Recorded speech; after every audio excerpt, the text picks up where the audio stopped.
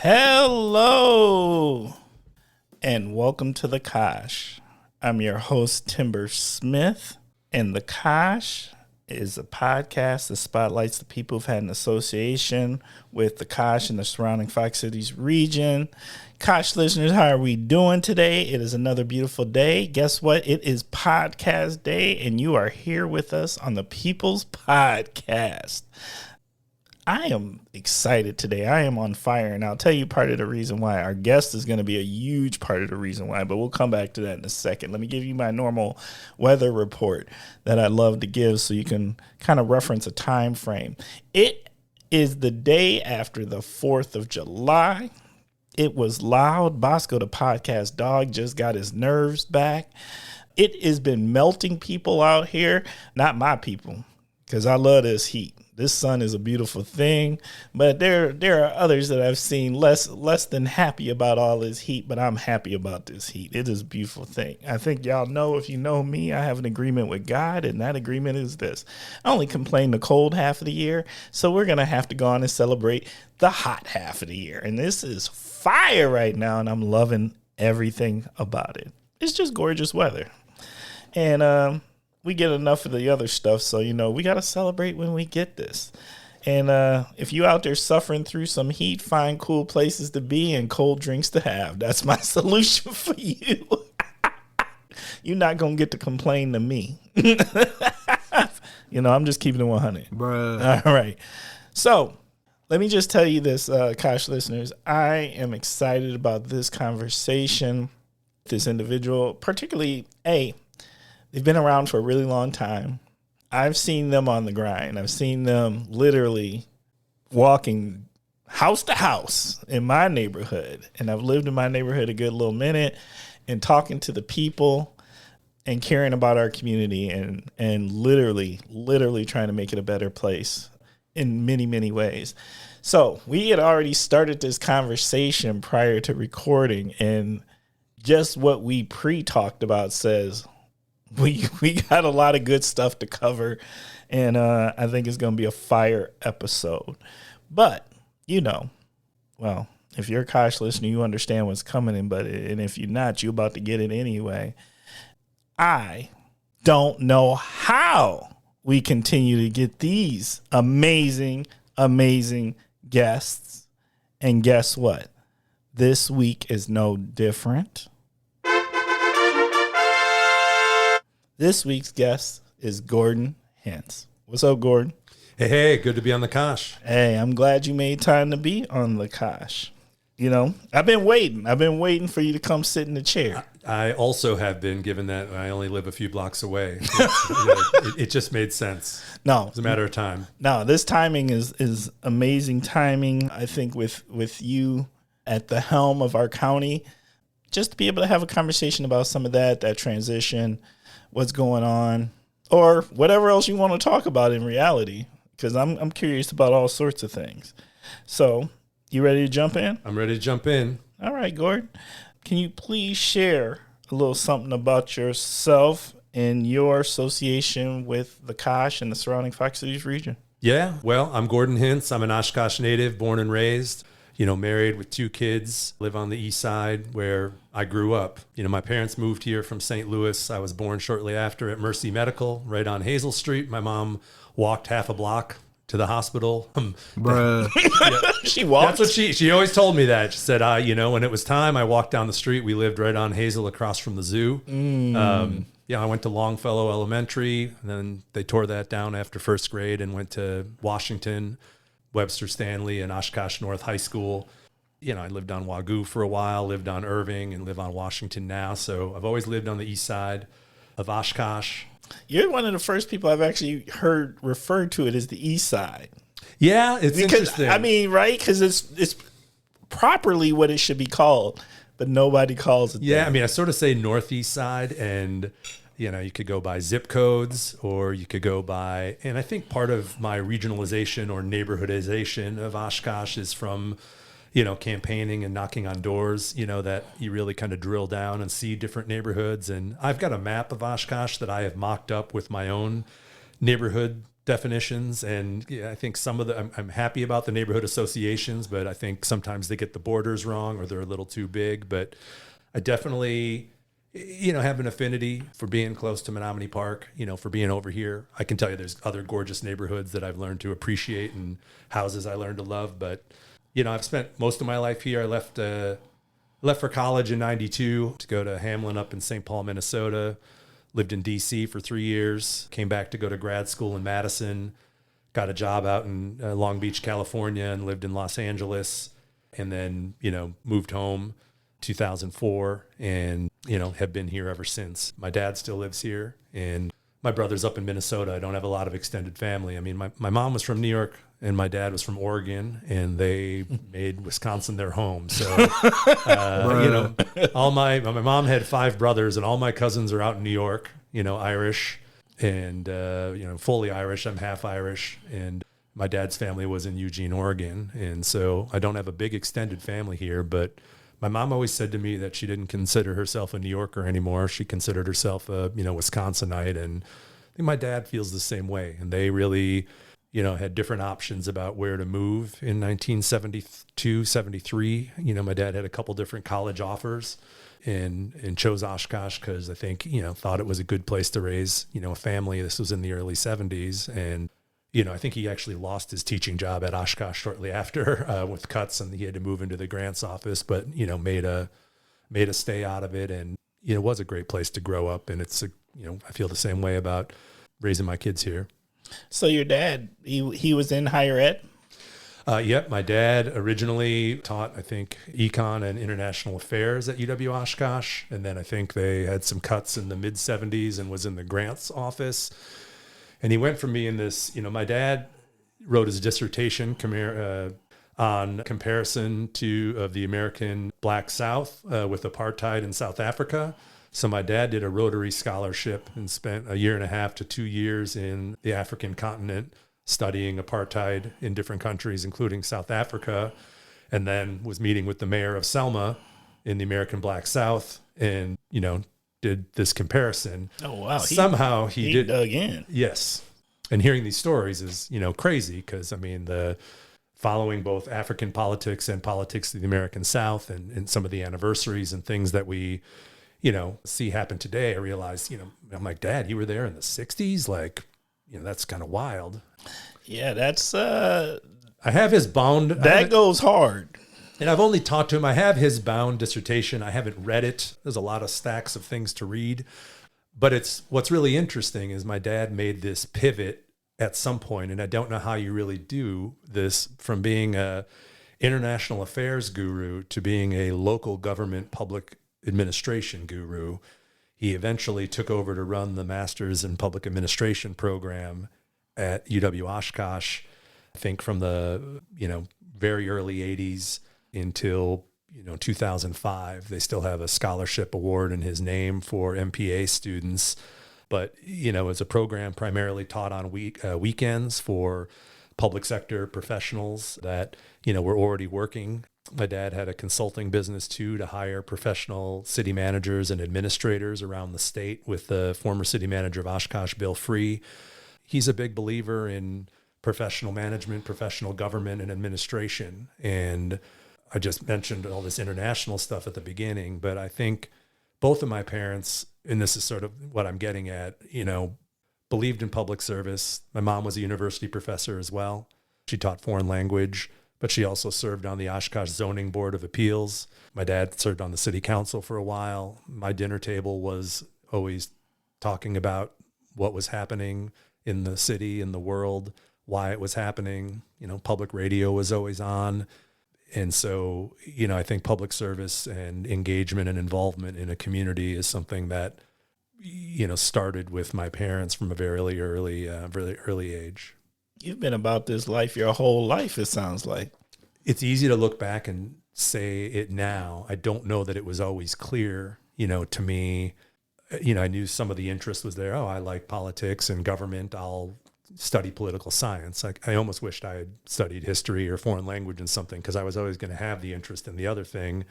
I think I was, soul searching a little bit when I was out in Long Beach, California, and I met with like a career consultant or something, and they had me take a Myers-Briggs or some sort of thing, and they said, have you ever thought about running for office? As if like you're an extroverted person, you enjoy engagement, you enjoy advocacy, public policy, organizing. And I think I hadn't, and I was a little bit, in denial. And it was a short time after that I kind of got this bug and thought about it. And it all makes more sense now, but I don't know that it was always apparent. What don't people understand about running for a public office, right? Because I think there's all sorts of things. I think there's probably misconceptions, the understanding why people run, how do you get to there? And really, though, what does it take to run? I don't think people have any concept about those things. Yeah. I mean, when I was in the legislature, especially when I was minority leader, I had to recruit people to run all the time. It was part of the responsibility in different parts of the state. Locally, I still speak to leadership Oshkosh, through the chamber on government day about answering questions and encouraging people to get involved and to run. And sometimes people reach out to me saying, I'm thinking about running, what should I consider? And some people say, like, why would I want to do that? I see what you guys go through. Bruh. Facts. Yeah. Facts. I mean, they think about the negative ads. They think they're like, you want me to run for office? I see what they do to you. I see what, and that, that part I can't deny. It involves you. It involves your family. The internet hasn't helped. Social media hasn't helped. But I would say the thing that people should understand is most people actually really appreciate people that are willing to step up and do it. And people in Oshkosh, especially, even those who don't support me, most of them have treated me really well, whether it's knocking on doors or interacting, appreciate your service, that you've put yourself out there. I've always felt like, and maybe it's gotten worse in a lot of other areas or some of the national attention on the worst kind of blow-ups, but especially running at the local level and putting yourself out there, we need people to do that. And I just feel like the thing that some people don't understand is I think most people appreciate people that are willing to put themselves forward. So despite the challenges and, some of the things that maybe aren't as fun, it's rewarding. And I think a lot of people really do appreciate people that are willing to put themselves forward. Do you think that our current climate is making people a lot more hesitant to be able to do it? Yeah. And just in reality, the current climate, I would be a little worried about running because those are problems I don't know if I just really want. Yeah, I think it works, two ways. I mean, obviously the murder of the Minnesota legislators was a whole new level. Ooh, bruh. Yeah, that was next level. I mean, that gives pause. I have an envelope filled with all the hate mail I've ever received in office. I don't think my life was ever threatened, but I had voicemails and other angry emails and mail. I never felt that, but you're a public official, your address is out there and things. I think those things, because it does, your family suffers through it. My wife has to read the things people say about me. I worry about my kids, the same thing. They're starting to understand that dad's got a little bit of a non-traditional career going. But at the same time, I think when people get frustrated with our system, with either politics or governance, on the one hand, there's people that are maybe taking pause about, do I want to do something on that? Other times there are new people stepping up that say, we need to do better. We need to try to change things. We need to get involved. It only works if we do get involved. Facts. We can't be afraid. The system, if we let this go unchecked, we have to hold people accountable. Democracy is how we do it. Voting is at the booth. If you don't like how things are, you need to step up to change it. And I always tell people you don't have to run for office to make a difference, but we still need good people to run for office to do so. Like I spoke at Badger Girls the other day at UW Oshkosh. This is always the future leaders, this is their teachers, their staff, picked them because they are all future leaders, juniors going into their senior year. Some of them are government geeks and are going to be in politics and organizers. Some of them are just, involved leaders. And, this whole week of government at Badger Girls is probably boring. But, I kind of reminded them of that message that, you're all going to be involved. You're all going to be engaged in shaping your community, and and you don't have to run for office to do that. And I think we see that every day in a community like Oshkosh with people getting things done that don't involve being elected or being in public service. But it does also, but we do also need that. I mean, so hopefully some people still choose to find a way to serve, and to put themselves forward at the right time. Facts. Okay. I'm going to pivot away from this for a minute, and I'm going to pivot towards Gordon. What else you be doing? We get this, but what else you been doing?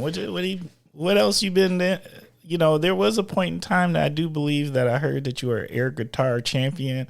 There's all sorts of things. What else you been doing in the community outside of just running for office and running things in the community?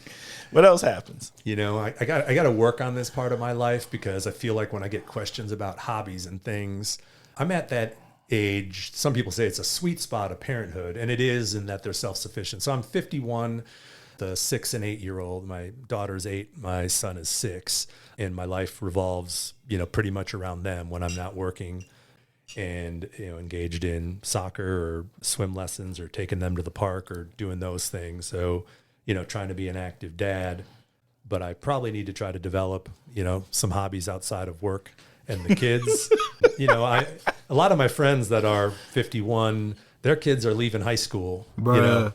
Their 50s are my 30s. Like, I've already used up that decade. It was called my 30s. I'm going to be 63 or something when my son graduates from high school. Well, we're the same age. Yeah, I know. And you've been empty nested for a while. Yep. So yes, and my wife and I are both 51. So we sort of, when we go to all the other kid stuff, the other parents are 30. And I mean, look, we're thrilled, and there are advantages and disadvantages to age. My dad's 84. He's here. My mom, passed last year. But, I'm trying to find ways to figure out at 51 maybe what some of my hobbies are. Before my kids got to this age, I'd go to the movies, I'd go to see concerts, I'd go to see sports. I'm still. You were human. I was human. Bruh. I made my kids watch the NBA playoffs with me. I'm at that age. I'm taking them to my kids are buying the racing sausages right now. So, yeah. Got Brewers fever. I'm a normal Wisconsinite in that regard. Pretty big soccer fan. Get up on Saturday mornings, watch Premier League. The kids know that. Probably pushing my kid into soccer a little bit more. I played soccer through college. That's the other thing, is I played soccer co-ed rec through about 5 years ago, but it's not a great old man sport. So I haven't figured out. I don't golf. At least I don't golf well. But you want to find a way when you're in your 50s to remain active. Mm-hmm. And I don't know that I found that outlet yet, but I'm going to suggest fishing for you. Yeah. Oh yeah. You live in this space with all this water. This was part of the challenge of having a mom from just outside of the Bronx and a dad from Eugene, Oregon, who are 2 university faculty, and being raised in Oshkosh, Wisconsin. Like, I didn't grow up fishing. I didn't grow up snowmobiling. I didn't grow up shooting a gun. Like, all of my friends had all these experiences. And my wife, who has 3 brothers, did, so she actually, has fished, has probably hunted, more than I did, growing up, and is, probably part of getting my kids, that experience now, than me. So I like the idea very much of sitting on the boat. Boat? Well, let me make a course correction for you. You just want me to cast from the shore? Yeah, look, there's nothing better than a lawn chair and a cooler. You put it in a hat, and you sit on the bank over there by the Expo Center. Okay. Yeah, by the amphitheater. That's my favorite fishing spot. It's crazy how many people are down there on the right day. Oh, yeah, because you can catch anything out the river. Why are there so many fish in the river? I'm just glad there is. There's a piece to it, and there's nothing better than fishing conversation, because people are out there enjoying themselves, and then there's people who are fishing who are enjoying themselves, and the conversation goes something simple like this. Hey, They biting? Yes or no? Good luck on that. I'm trying. You want to see what I got? Yeah. And that's it. And that's universal, and it's always been that way. And it's beautiful. Yeah. It's beautiful. It crosses race, creed, color, religion. Preach. The conversation of the bank. You're absolutely right. You know? And somehow I could see you having quite a few of those. I think you're right. I gotta, next time I come on, have you ever had a repeat guest? Yeah, absolutely. Okay. Well, next time I come on, even if it's in a few years, I'll give you an update on how my hobby development's going. I'm gonna need that. Or maybe you can take me fishing. Oh, well, that sounds like a better plan. We're gonna have to make that happen. You do live in the neighborhood, Gordon. All right. Well, let me ask you a question. If you weren't doing what you're doing right now, what would you like to be doing? Yeah, I really enjoy public service. I really enjoy public policy. I stopped, I made a decision that I needed to get out of the legislature. I did not have a backup. I didn't have a plan. I didn't have a job lined up. I just said, because it's a 2-year cycle. You got to think about running in advance. It's kind of this. It feels like a grind. It does. Like the campaign year is a totally different. Like the best time is after the budget's passed in August of an odd year and the month after the campaign. But the rest of the time is sort of, legislative cycle, then campaign year. And you're living this cycle. And, it'd be easy to get wrapped up in that. And next thing you know, 30 years pass. And I didn't ever want to be a lifer. I probably stayed longer than I had planned on staying because I was minority leader, but it took its toll on my family. I was spending a lot of time in Madison, and I said, you know what, I got to get out. And so I said, I'm going to leave, but I didn't know what I was going to do. And I met with a lot of people, I'd made a lot of contacts. I kind of explored some things. I did a lot of, people giving me analysis and self-help stuff on, what should I be, or what kind of, career would be a good fit. But I was also 48, I had a family. So a mid-career pivot, you had other considerations. Like I couldn't just start at the bottom somewhere because I have a family and those things. One of the reasons I didn't like my experience in Long Beach so much in local government was I was a budget analyst crunching numbers in an office with no communication. And I realized I need to be working with people. I need to be, extroverted, problem solving, and there are a variety of things that you can do in that regard. But I think, university administration, if I could pivot, other probably public sector, public service, public policy, but maybe that's too close. If it was something totally different, maybe it would be on the nonprofit side, the community, solving side. If it was something totally unrelated to that, if we're talking about if you were doing none of these things, maybe it would be on sports analytics, maybe it would be, maybe I'd like to be in a band or something. Bruh. Yeah. I tried to explore, getting involved in the startup world, with Generator, venture capital development, some new economy things. I kind of always have viewed myself as a generalist. Some people come to the legislature with a background in healthcare or agriculture or law enforcement or business finance. My background was a lot of local government. I had worked at the university, but I'm a generalist. I know a little bit about everything.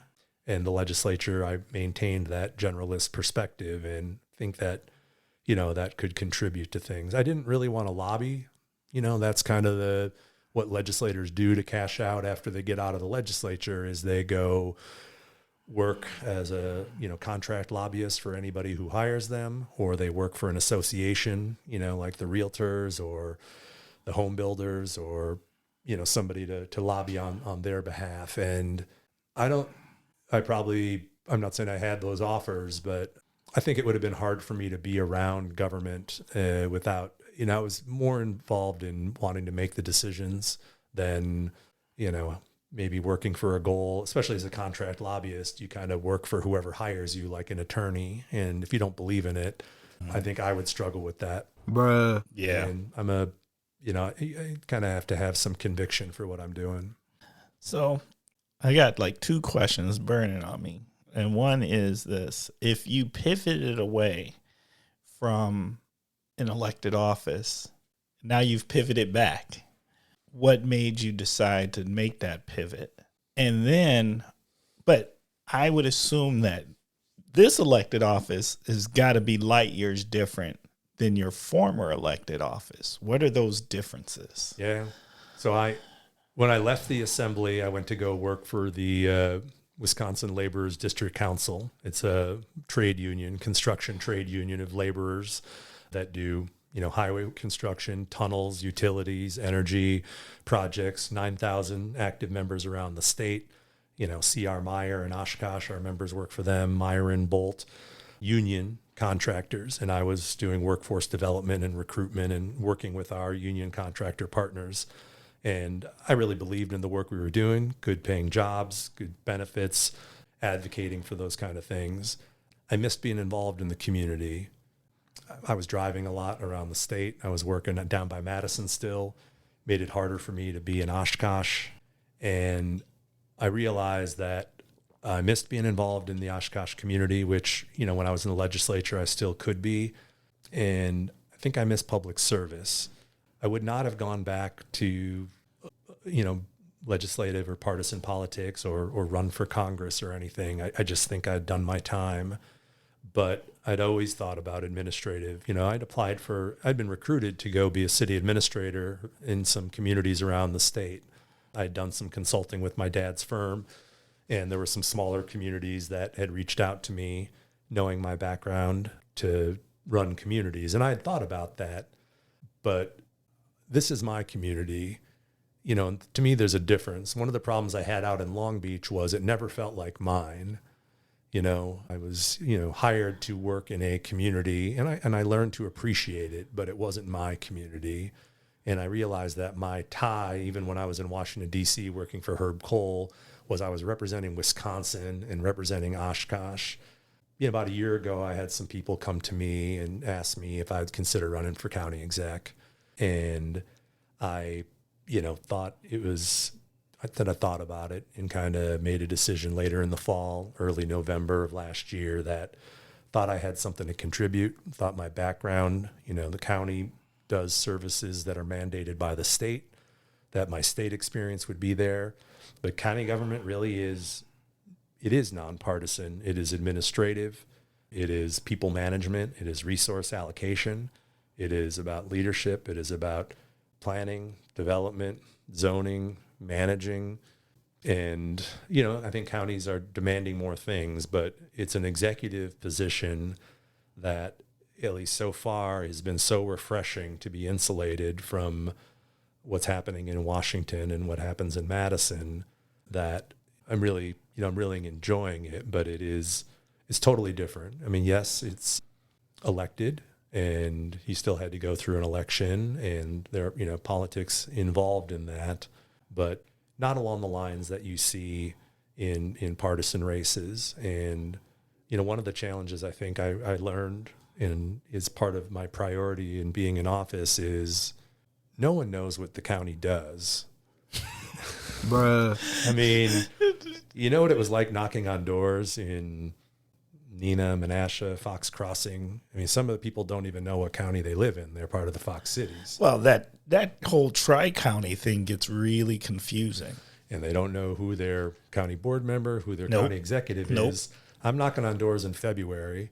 It's 5 degrees. They open their door in their pajamas, and I got to make a case for them about who I am, what I'm running for, why it matters to them, what the county does, and why they should vote for me, before they're like, I got to go, it's really cold.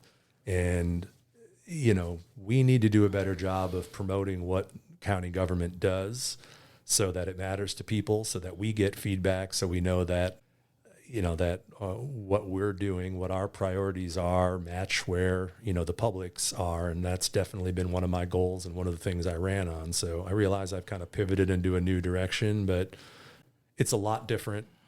But it's, it's still public service. You still need to reflect where the residents are, where the voters are. That's part of the accountability of how the process works. But it's definitely a new challenge, but it kind of continues public service. And I think maybe for the first time in a while, professionally, I've hit that sweet spot between, when I worked in local government and then when I worked in elected legislative politics to, an elected but a nonpartisan executive administrative position. I think you're dead on with people not knowing, because I think from my observation, people have an idea what the city does, right? And then it jumps to the state. I think. And then what the county does feels melded in there. I don't want to say invisible because it's not invisible. It's just that most people don't separate. I think they get it confused with their city or their local municipality or village or whatever, and then jump to state. It's either one, and it falls in most people's minds. It falls into one or the other, but never at county.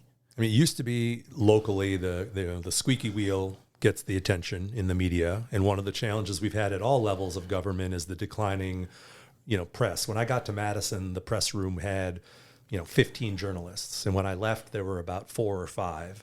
The Northwestern had local editorials 6 days a week on what was happening in Oshkosh when I was in the legislature at the beginning, and now it's nothing. If we didn't have the Herald, I don't know what we'd do. But people know their school district, right? Because their kids go to schools, they follow sports, there's referendums, there's different decisions. They know that the city picks up the garbage, they plow the snow. When they call the cops, it's OPD. So they kind of understand the city. But yeah, like you said, well, where does the county fit in? I think if you're in a township in a rural area, your streets are probably plowed by the county. Right. The sheriff. The sheriff comes there. The sheriff. If you've got a loved one at Parkview Nursing Home, right. Or if you're receiving social services or at the ADRC, our human services is our biggest department. You've had some experience, with the county, but I think people or veterans, veteran services as well. Been huge. Yeah, veterans know county. I'll say that. And hopefully more and more, because they're doing, great work, and some of the best feedback that we get are, from folks that are been able to access benefits they didn't know were there because of the outreach being done. So it is, but it's definitely the least well known of local government, and I don't think that we get our the decisions we make are validated by the feedback we get and the engagement of the public. So even doing the town hall that we did on UW Fox 10 days ago in Menasha, 50 people attended. I'm trying to get out on the road to engage the public, to find ways to talk about all the things the county does, all the great work that is done, all the programs that are there, because people should know about them because they're paying for them. Yes. And if they're not the programs that we should be providing, we, want feedback on how to better align what the priorities of the public are. Right. With the needs. That's yeah, right. Yeah, the programming with the actual needs. Yeah. Okay. Makes sense. Okay. We dug in for a while. Yeah, sorry. I hope I didn't get too long-winded. Don't you apologize. This is fire. Bruh. Okay. But let's jump into the first segment. Our first segment is, matter of fact, let me just go on and do this.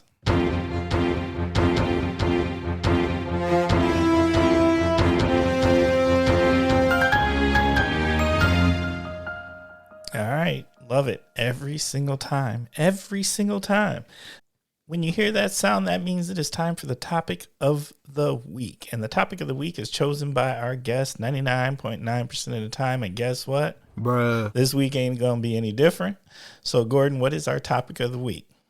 Well, when I looked at the question, which was given to me in advance to sort of just contemplate or consider, I was having a stressed day at work. I sort of I got to think of something. I mean, what is the topic of the week? And I don't even know if I have an answer. I wanted to do a speed round on this.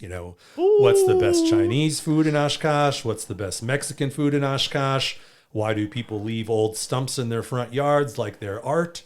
Probably a combination of cost of the removal and beautification. I'm going to go with cost, but that's just my personal What's the most iconic thing on Oshkosh? Ooh. But I don't know that I have an answer to that yet. We could probably spin, but I think given that we just left the 4th of July, the day after the 4th of July, I'm going to go with, does Oshkosh need sawdust days? Bruh. Ooh. So you're talking about a townie. I grew up on Hazel Street across from the park. I saw Sawdust Days take a number of iterations. It used to be located deep into the park, kind of along the lake, closer to the Chief Oshkosh statue. It eventually moved to the Millers Bay, parking lot. I recognize that it grew, that city's finances got tight, that the relationship between events and cost to the city became an imbalance, that Sawdust Days had some financial problems or weren't transparent. But the reality was, I'm someone who loved Sawdust Days because it was free, because everyone was there. That's what your community looked like. Good, bad, and ugly. Some people are like, oh, dirtball days or whatever. Yeah, but people were happy. It was 4th of July should be a happy time. For the warm weather fans, it's music. Yeah, people might be getting their drink on. It's funnel cakes. It's rides. There are kids. There's adults. And I loved Sawdust Days. And most communities, I still think, have a significant carnival of some sorts with rides and other things. And whenever there was one in Menasha or Neenah not too long ago. I saw it, stopped there with my kids, overpaid for some rides and some stuffies. But we don't have that anymore. And in some people from the neighborhood, and I lived on Irving, and yet people would litter in my yard, and, probably worse in some houses that were closer to the park. But, I still thought it was an event that was fun, that provided entertainment, that made people happy. And I'm sure the city is, from a government standpoint, from a cost standpoint, from a problem standpoint, happy it's not around. I remember looking at some officers as they were trying to look over the crowd for trouble and imagining what a nightmare from a job standpoint that is. But I miss it. And I think I'm not alone in that regard. And I know that you can't put the cost on taxpayers. I don't know about the managing entities that do it. But hey, man, I'm just saying, from what the soul of your city is, does Oshkosh need an event like Sawdust Days? I miss it. I think to me, the 4th isn't the same. This week isn't the same. I used to get excited every time the trucks would pull up with the rides, and I'm like, oh, Sawdust Days is coming. Now, what I'm going to say, a couple of things. All right, first, I got excited about the food more than the rides. The food was good. Oh, yeah. I wasn't doing the rides. And if you really want to know, what I think we do a really poor job at is providing things for our teens to do. Our young teens, our 11, 12 to pre-18, right? We don't, even 18 and stuff, like there's not a lot of great activities, I think, that are provided to do. But the one thing I remember about Sawdust Days is like my daughter would get super excited about it because her and her friends could gather and they run around, and yeah, it cost a bundle of money to do some rides, but it was something to do. And for the most part, it was fairly safe. You let them go kick it, do their thing, eat a bunch of really bad food and ride a bunch of crazy rides, right? I don't think we do enough to provide activities for that age demographic. And I think something You're like talking that about missing. like the 13 to 15. Well, let's do 12 to 17. Yeah. Yeah. I mean, and because that's a thing, right? Yep. They need things. Needs an outlet. They need an outlet. They need something to do. They need like that. And you don't think of it that way, but the people that I saw often the most joyous about Sawdust Days was that demographic. I agree. Just having a good time and being able to go and enjoy them, ride some rides and eat some food and hang out and this and that, right? There's not like malls anymore where you hang out, or just having a venue, having an event where that demographic can hang out, that age demographic can hang out. I think that's missing. And I think that would be a great reason to bring back something-ish. I mean, like that. I think that's a huge part of it. And I guess I go back to the point of it was free. right? And anybody could, I mean, I like the county fair. It's actually probably a better value in that you pay, I don't know, $15 and everything is free after that. But there's a psychological barrier to getting in, even if you spend more than $15 at Sawdust Days. Also, the food is fantastic. The Mexican tent with music was incredible, and all of a sudden you're in Oshkosh and there are hundreds of people you've never seen before with bands you've never heard before. And you're like, where did this all come from? And it's amazing all in one place. But yeah, I mean, I think we could do a whole show about how does the community come together to give more options for 12 to 17-year-olds? Because I can tell you that I struggled as a 12 to 17-year-old in Oshkosh, and especially when you're closer to 17 and you're in high school, if it weren't for organized sports, I probably would have found more trouble, because when you're looking to entertain yourself when you're 16 and 17, you got a car, and what kind of behavior are you going to get into? You're going to eventually try to keep yourself entertained, and maybe it's in ways that aren't that productive. So I don't know. I follow kind of the stuff on Facebook. I understand, as someone who's in local government, the perspective that from the city on both costs and headache. My guess is the park was probably pretty packed. People might have enjoyed the food trucks. Maybe we're getting so far from when Sawdust Days had its last year that more and more people are forgetting. But it's something that I thought would never end. And, the people who judged it, I don't think ever really understood the beauty of it. I mean, everybody went, all kinds of people were down there, and it was packed. Yeah, that's true.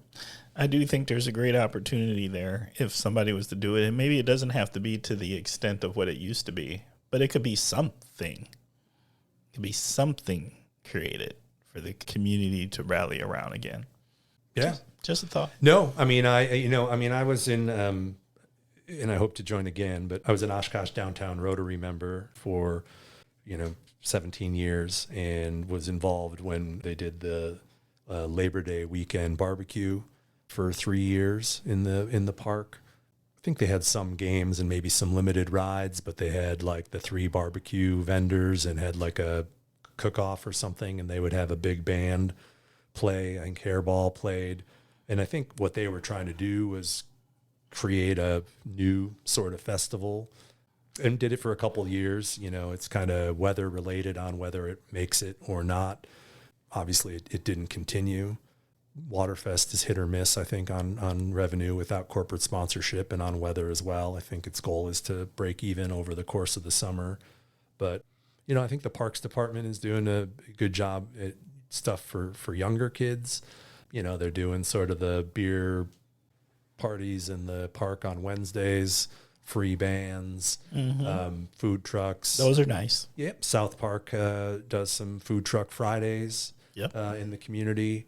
Again, smaller level things. So I don't want to ignore the efforts that are being made, but it's still not at the level. And I just thought, given that we were around the 4th of July, and I think I was mourning the loss of Sawdust Days a little bit, I would, throw that one out there again. And I'm not demanding its return. It would take an effort beyond me, but I think there were some things lost. Fair. Well, let me ask you this before we go any further.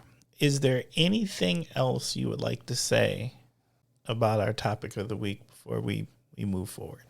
I'll just echo, I think you made a pertinent point, is that what can communities do to be more intentional about addressing issues such as, what does our community have for opportunities for 12 to 17-year-olds?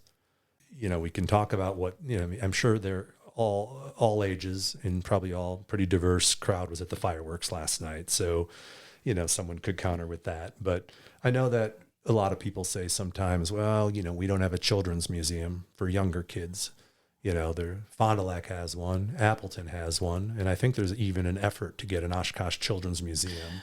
I know that there's I think there's a chatter. I think there's a website. Yeah, there's more than chatter happening from what I understand. Yeah, and obviously I think that's aimed at more of a younger crowd, but it is an intentional effort by a group of community people to try to address a what people have identified as a targeted need that exists in a community. And I think the point you made is, what kind of things are we providing for, the age of 12 to 17? Right. And again, where when I look back, I'm very grateful for doing 3 sports, some that I wasn't very good at, but that kept me busy. I look at it from also a retention aspect is, how many communities would love to hold on to those that are born and raised here, that talent pool that, we live in a region that has a lot of boomerangs. You're a boomerang. I am. You left and came back, right? Yep. But if you didn't have positive experiences and memories about the region, what would have been the likelihood of you boomeranging back?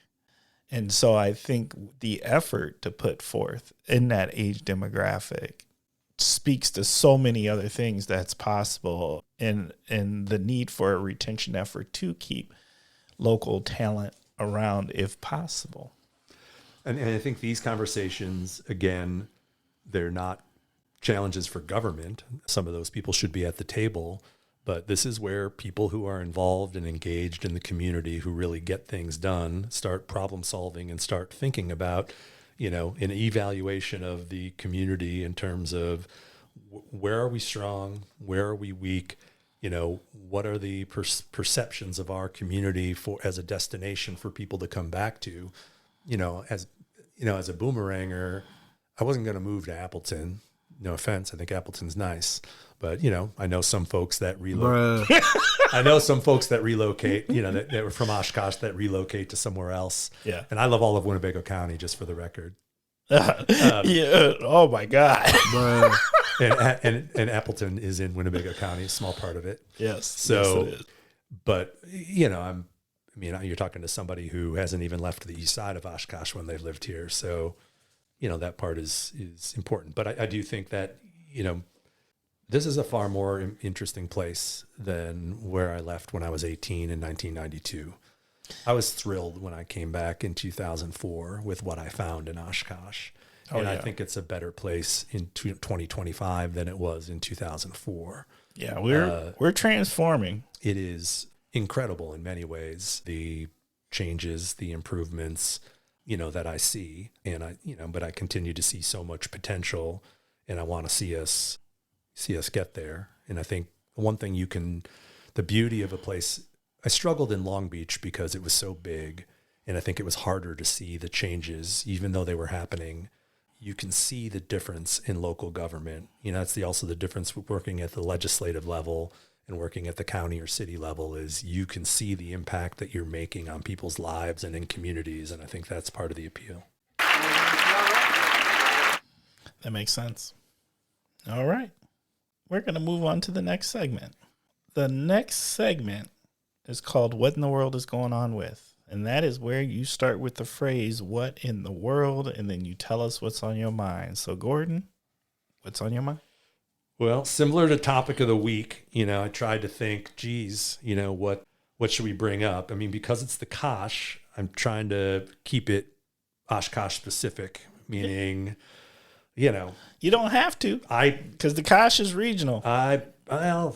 It is regional, and some of these things would probably be applicable to other spaces. I didn't want to get too macro or too global there's a lot. Hey, I got a lot of questions about what's happening in the country and in the world right now. I'm not going to lie. That's usually where my what in the world is going on with. My what in the world is going on with usually is at the federal level. Yeah, well, trust me. I doom scroll every night. I have, problems with unchecked executive power, with what's happening in foreign policy, what's happening to individual rights. So what in the world is going on with all of those are topics for another day. I am going to keep it lighter. I thought about, like 30 years ago, we didn't have coffee shops, right? Now there's like a gazillion coffee shops, but people have always been drinking coffee. And like 10 years ago, we had a couple car washes at like Quick Trip or Jetstream. Jetstream used to have like 20 people working there to wash your car. Mm-hmm. Now we're getting like the mega car washes, and we're getting like 2 more big ones that just, Mm-hmm. So that was another odd thing. I thought about we haven't really talked about what's happening with Woodman's buying the outlet mall, but I don't know much about it, so that might be a short discussion. So I'm not going to do that. I thought about the lack of development around the Oshkosh Arena. I kind of think we kind of hoped that we would see some residual development around there, and it looks nice. And I think it's coming. Well, maybe that's just the glacial pace of development sometimes. I mean, the northern part of South Main Street is happening pretty fast. I look out my window every day, and I don't think I've ever seen an apartment, between the new Theta Hospital on the river and the big T-wall apartment complex on the river on South Main.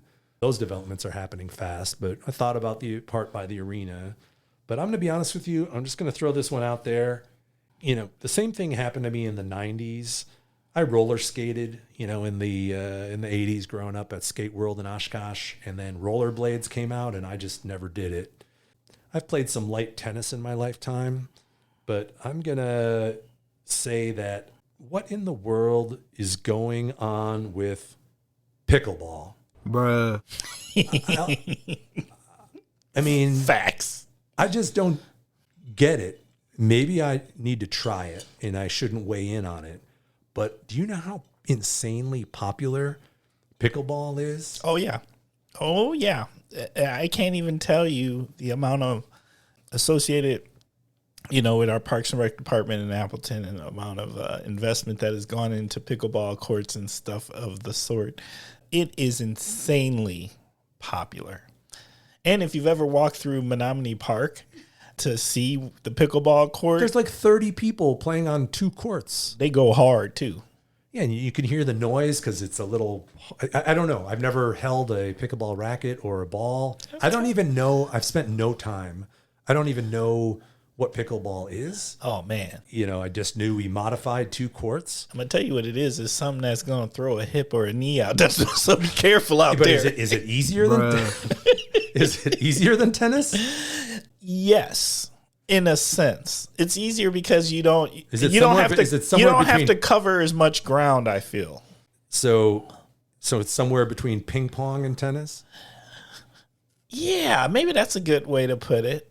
Yeah, something But I mean, like that. how we've been around for hundreds of years, right? And Yes. we've had versions of different games.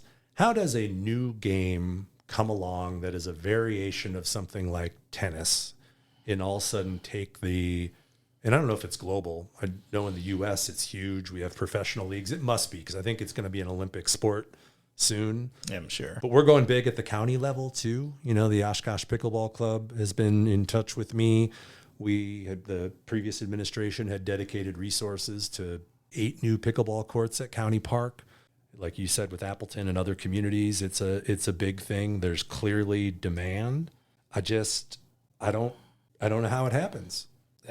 And see, in Menominee Park, it seems like a lot of young people too. But the people who are with the Oshkosh Pickleball Club are like older people. Oh, yeah. That's usually, and they're sharks. They're pickleball sharks out there. I don't know. I've been messing around with the pickleball courts when we have gone, because my in-laws, they like the sport. So they call us and we'll meet down there. And I'll go out there and give my ankle a knee and hip a throw at it. We go to the South Park courts. All I can say is this. It's a fun game. Easy to learn, and competitive is all. You have a get racket. out. You have a racket. Oh, yeah. Are the rackets is there like a nice pickleball racket versus like a cheap racket? I don't know that much, so I'm going to say that I got gifted rackets for Christmas, and yes, there is. There's something about, like anything, there's the cheap version and then there's the professional version, and I think it's what it's made out of. Like if it's made out of, and don't beat me up, pickleball people, like if it's made out of real wood or if it's made out of some type of composite material, like there's levels to it. There's definitely levels to it. I get the game. I've played the game. You should go play the game. I mean, I probably do, need to. I probably should have before I brought it up as a question. I'm just, I'm here. I am. I just thought of all the things about what in the world has been going on with, and there are some things that I've just missed, and it's on me. Pickleball is probably more maybe the question should be, what in the world is going on with Gordon Hintz never trying pickleball? Bruh. But All right, Kosh listeners, I got a challenge for you. So who out there is going to reach out to our county exec and take him to go play pickleball here in the Kosh somewhere? That is my challenge to you. Reach out to our county exec. I think it needs to happen. Do you need a partner? Because I'll come partner with you. I'm going to have to at least do some stretching and hydrating. Oh, yes. And we want people our age and our speed or older. They're still going to whoop us, just so you know. Bruh. I love this. That was a good one. All right. All right. What in the world is going on with is this. This was on my mind. I was thinking about this. What in the world is it with no one knowing your name and knowing your pet's name? It's like, seriously. Bruh. All right. So, and what I mean by that is this. And I might have talked about this before. I know I've brought it up in a past episode, but it still continues to amaze me. As we take Bosco, first of all, Bosco the podcast dog, will not take a poop in his own yard. That's not his thing. That's his yard. He don't poop in his yard. He poop in everybody else's yard. And that's just how he operates. So we have to take him up and down the block. So we live on a really long block. I feel like it's the longest block in Oshkosh. I lived on Wagoo, so same length. All right. So the block, we walk either direction because we live in the middle. So you walk to the corner one way or corner the other way. And all these neighbors know Bosco. So we hear random, hey, Bosco, hi, Bosco, out windows, people driving by, they'll honk, hey, Bosco. Don't nobody know our names. They know his name. Everybody knows Bosco. Nobody knows us as the humans of Bosco. And I find this amazing. I was out in Menominee Park.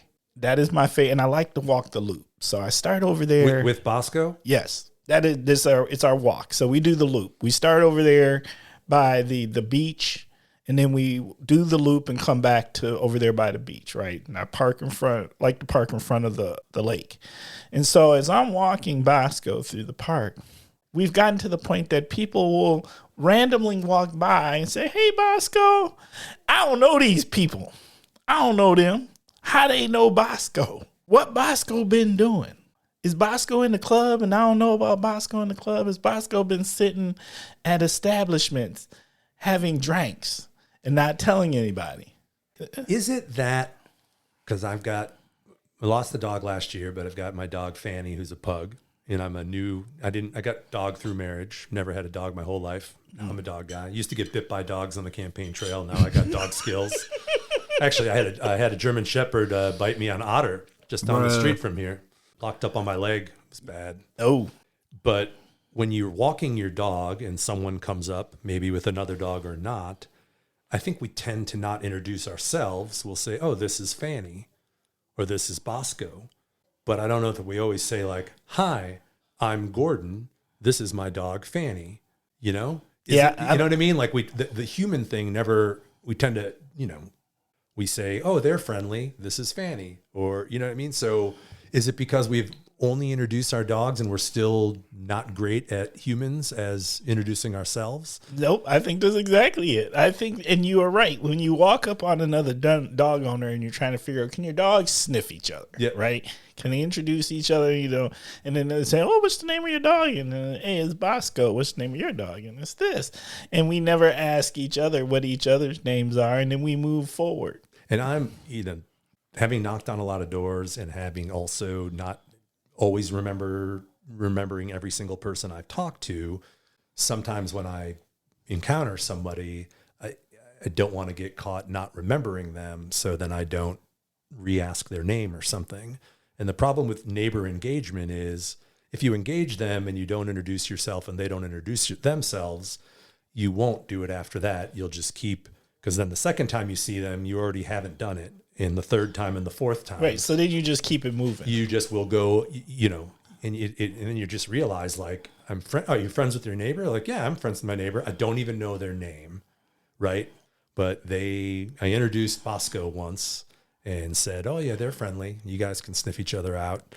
But it is, I mean, again, I run into this all the time. It is, when I run into somebody and you shake hands and is it nice to meet you or nice to see you? They kind of always coach us into saying, well, nice to see you, because you don't want to get it wrong when you say nice to meet you if you've already met them before. Okay. You went really logical. Gordon, you went really logical. I'm just saying, I know exactly what you're talking about because I feel that way with neighbors in general, where it's the guy down the street, but I don't know his name,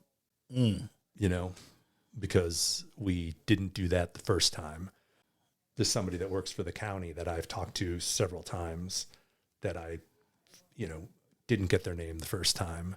And I feel like I keep asking somebody what's their name because now I'm like, I've been there long enough and, and I'm still introducing myself to people left and right.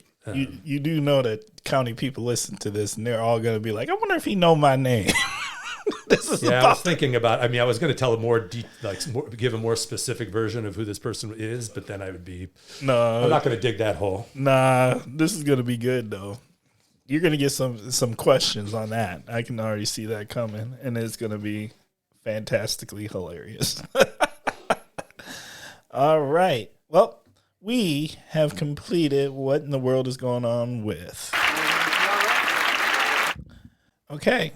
We've been at it for a while, so I think now is the perfect time for a brittle break. And what happens during a brittle break is we're going to play Charay's commercial, and in the meantime, Gordon here is going to crack open a bag of Charay's brittle.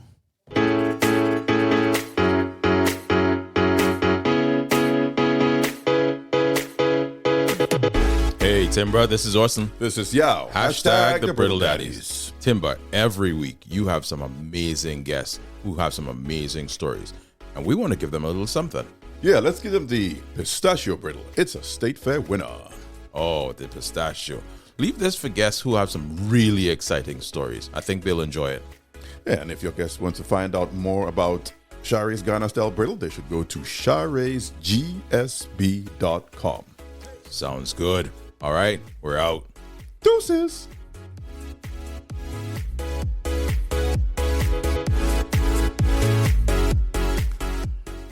All right. So, Gordon, part of this whole brittle break is you're going to have to share. So, let me tell you about Gordon. Gordon cracked open this bag, and he was not thinking about sharing anything. He was in it. So what do you think there? It's good. I mean, I'm not Mr. Peanut Brittle, but I love peanut butter, and I like crunchy things. It's sort of mid-morning, right? I don't even know what time it is. Mm-hmm. But it hits the spot. A little chaser of water. This is the kind of stuff I could see myself snacking on. So for brittle, it's really good because it's not too dry. You know what I mean? Like it doesn't just like break apart into little pieces. Again, I'm not a brittle expert. I'm curious about Ghana style brittle because I have no idea what makes it, what that means. Well, it means that it doesn't stick to your teeth. Think about that. So we want to give a special shout out to Charay's, to Yao, and to Orson over there at Charay's Ghana Style Brittle. Thank you as always. I'll definitely give a shout out to Charay's Ghana Style Brittle, and it has my July 5th endorsement.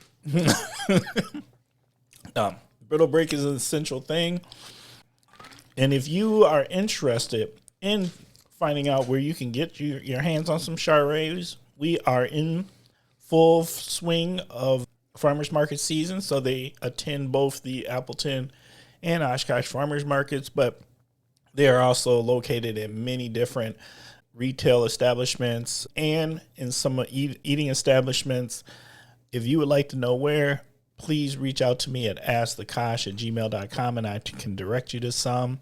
But if I am correct, I know one of them here in the Kosh would be the Food Co-op, and I think they might be in Wagner's. And if you haven't gone to Flights yet, I do believe they are offered in Flights also. Many establishments. And if you haven't had it yet, you're missing out because it's a pretty tasty treat. And I also feel like it's probably pretty healthy too. You're definitely healthier than most treats out there. Bruh. Good way to put that, Gordon. All right. We're on to our next segment. Our next segment is called 21 Questions. Not that we have 21 questions, but we've got good in-depth questions that I'm hoping will solicit lots of really good answers. So, you ready to jump in? I am. First question. What motivates you? Again, you try to think of these things at your core, but, I believe in service, making a difference, being involved, being engaged, community, making public speaking, a variety of different things that I find myself getting, excited by or, motivated for where, I can be involved to maybe shape an outcome. And maybe that sounds more professionally driven, and I could have viewed what motivates you differently. Like, I don't know, when I wake up in the morning, I try to say I should go exercise, and I don't always feel that motivated. Good health and being around for my kids, longer should be a motivation. I'm still working on some of those other areas, but I'm motivated to try to be a good person, continue to work on myself, motivated to be a good dad. And I think those are always works, in progress, but, to contribute, to be something, positive, not negative. What worries you? Personally, I think letting people down, being a disappointment, letting my family down. I worry a lot about the world, about human suffering, about things I can't control. And I would say the same thing at the local level. As someone who's involved in public service and wants to problem solve, you always have to recognize that you can't fix every problem, and that sometimes is hard because you want to be able to, and you got to keep your head about what success looks like and how you can do it. But I worry a lot about a lot of things, and I worry about time a lot. Life can go fast. So from an existential standpoint, I think the older you get, you realize the less you're going to be able to do, and that, time is fleeting. So I'll put time in there as well. What does success look like to you? I think building off my last answer, it probably depends on the goal or the outcome and the effort. We're not going to be able to solve every problem or fix, everything. We can't end all, human suffering, but that doesn't mean we don't try to move the needle, that we don't try to create opportunity, that we don't try to be more effective, more efficient, more. So, I think it depends on the goal and the outcome and the effort. Sometimes I learned this in the legislature, being in the minority. I had to ask myself, what does success look like? I was going to lose, I didn't have the votes. So what was I trying to accomplish? Sometimes it was making something bad a little bit better. Sometimes it was about holding people accountable for decisions they were making. Sometimes it was about giving hope to people who wanted something better and keeping the flame alive for the future, and just, people would come up to me like, in tears saying, thank you. It, meant so much that you were fighting on my behalf. I was sort of, despondent because we lost, but you realize that you did what you needed to do and it meant something to somebody else. And so, it's not the success I wanted, but you had to kind of reevaluate. It was the success that I could provide in that part. So again, those are more professional. Success to me, I think with age, again, is I'm trying to slow down and do continuous improvement on myself and evaluate how I control the things I can control and respond to the things that I can respond to. And, I think success is recognizing those things and making improvements, being honest with yourself about your flaws. What irritates you? Bad communication, feeling wronged. I find myself sometimes obsessing about, perceiving that like someone screwed me over, or, not being included in a decision on something that impacted me. And then sort of just, finding my mind, just shaking my head and getting hot over it. it's happened a couple of times on just, I'm new at work, and I'm kind of like, how am I just finding out about this now? I should have been brought in right away. It directly impacts me. With other things, it's like so many things could be improved if people communicated better, I think professionally and personally. On a professional level, there's a lot of smart people, a lot of good ideas, but tone matters, self-awareness matters. Maybe that's it. Maybe poor self-awareness is a pet peeve because I think it's an underrated skill. I know a lot of my flaws, but I think a lot of people are not that self-aware, and I think it impacts, communication, and communication impacts translation. And I think that's a broad pet peeve, but I think because you can work on it and you can address it, it's still a pet peeve. What scares you? Probably time again, lost time, pain, heartbreak, loss, death, failure. I don't know that failure's, not failure, because I'm not afraid to fail. So I guess I wouldn't put scared. I think when you take chances or you do things, you have to be willing to accept that. And maybe that's not even failure then if you're trying. But, similar to the things that worry me, I would say some of those things also scare me. I think parenthood is scary sometimes. Facts. Am I not, am I there for my kids? Am I being a good example? Everything I do is going to shape the people that they are. Am I present? Are some of the things that I'm doing now they're going to freak out when they're 30 and say, well, Dad did this or didn't do this when I was 8, So, yeah. I tell you what I'm appreciating so far is I've not met, one of my big things is time. And I've not met someone mention time, but I am constantly processing and thinking about the value of time and like how it's our most valuable resource. Absolutely. I went to a graduation party last week for a friend whose son is 18 going to college. I've kind of followed his son's evolution through his parents' Facebook, but I didn't really know him. But I sent him a card, some money, and I wrote in there, I love giving advice to people in their late teens, early 20s, because I found that to be I found 23 to kind of be the most difficult time, because 0 to 22, if you're on a college projection, you go to school, you go to college, you graduate. Somebody works at a liquor store, sits on the couch. Somebody goes to grad school, law school. Somebody goes to the Peace Corps. Somebody gets a good paying job right away. There are no rules. You can do whatever you want. But time starts ticking then once you start working, and other things control things. And then, it just becomes all off. Like some people start families and get married. Sometimes you don't. And there are no rules, right? And all of a sudden I was 23 and I was like, what should I be doing? Tom's doing this. Randy's doing this.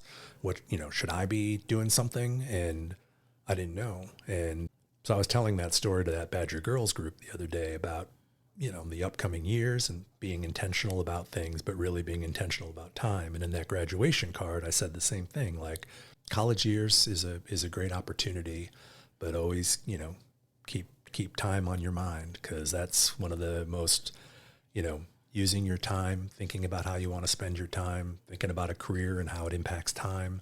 That's the greatest thing that exists of value. What are you grateful for? My kids, obviously, I think most people would say it's pretty life-changing in ways that you can't imagine until it happens. It's also demanding and stressful, and you never can escape it. You can't come home and not deliver. No matter what life is throwing at you. I appreciate my wife for her sacrifices, for everything that I've done that at times you could say, politics and campaigning and public office are at times selfish endeavors, and I couldn't do those things without her, and, family in general. I don't have a huge family, but they've been there. And I'm grateful for community. Oshkosh has been very, we're on the Kosh. I did my 18th or 19th 4th of July parade in downtown Oshkosh. And some days I'm ready for parades and some days I'm not. But like I said earlier, even detractors have always treated me pretty good. And people have been great to me, and I'm grateful to that. I think I've worked hard to be responsive, but I saw so many people and it was a nice day. But I'm really grateful for this community for, working with me and for their appreciation and support. What do you want to be remembered for? I mean, I didn't want to answer these questions in terms of some sort of ego thing or, having some Gordon Hintz building or some sort of legacy. You want to know you made a difference. You want to know you represented people effectively. You want to know that you engaged. I mean, I'm talking more about, my professional work. On a personal level, I want to be a good friend. I want to be a good family member. I want to be a good parent. But, among the people that know me, Gordon's a good guy. Gordon's a fun guy, that I'm a good person, that I believe in authenticity. And, I think that part of me is real. But I want to be remembered for making a difference, that I didn't just, I wouldn't be doing this, the kind of work that I'm interested in, if I didn't think I could. So there are obviously some things you'd like to accomplish, or you want at least hope you're remembered for trying to accomplish. And like I said, when we were talking about what success looks like, that varies at times. I mean, sometimes it was keeping an idea alive. Sometimes it was keeping hope alive, and that doesn't always mean an outcome that is ideal. So sometimes being remembered for your spirit is, something you'll have to do. So, that I tried, that I had the best intentions, and, that in terms of getting back to the Kosh, that I was somebody that always advocated for the Kosh. How do you define love? This has been something that I've been thinking about more, even before it was proposed on me on the Kosh question list. I think it is. I think it's changed, it's unconditional with family and with kids, and that, changes what you thought. Even thought having my first dog sort of changed something because it was a dependent. But I feel like I'm still learning. I realize that that true love is, in whether it's, partner or family or friends or whatever, is trying to learn to love in a way that other people need, not just in the way that you know how. And I don't think that I've always gotten that right, just because I haven't understood or haven't had the capacity. Making people feel safe and seen and appreciated and valued and communicating at the level that they need is love.